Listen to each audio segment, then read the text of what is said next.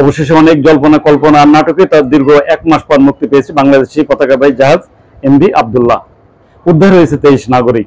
প্রায় 55 কোটি টাকা মুক্তিপণের বিনিময়ে আব্দুল্লাহ নামের এই জাহাজটি মুক্তি হয়েছে বলে সময়লা বিভিন্ন গণমাধ্যম জানিয়েছে।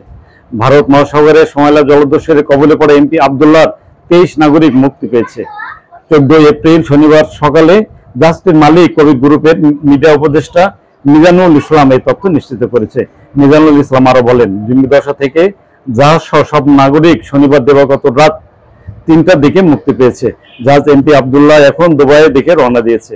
KSRM আগ্রাবাদের পতাকাবাহী কার্যালয়ে সংবাদ সম্মেলনে বিস্তারিত জানানো হবে বলে জানিয়েছেন তিনি।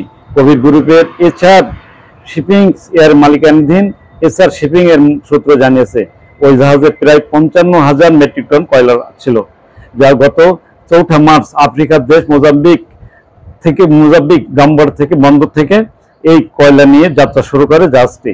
19 মার্চ সংযুক্ত আরব আমিরাতের হামবিয়ার বন্দরে পৌঁছানোর কথা ছিল জাহাজটি।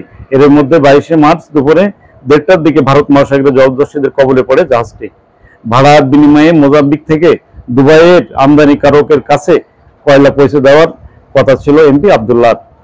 HR শিপিং এর অধীনে মোট 14টি জাহাজের মধ্যে সর্বশেষ যুক্ত হয় জাহাজ এমপি আব্দুল্লাহ।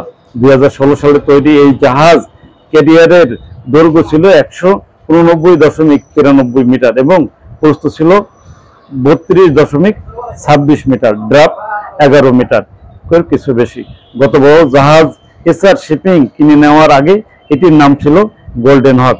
মালিকানাধীন পরিবর্তনের পর জাহাজটির নাম পরিবর্তন করে রাখা হয়, নতুন নাম রাখা হয় এমপি আব্দুল্লাহ। হ্যাঁ ভিউয়ার্স, আমাদের ভিডিওটি সম্পর্কে মতামত জানাবেন, লাইক ও কমেন্টস করে আর শেয়ার করে অন্যকে দেখার সুযোগ করে দিবেন। আর চ্যানেলটিতে নতুন হলে সাবস্ক্রাইব করে নেবেন এখনই।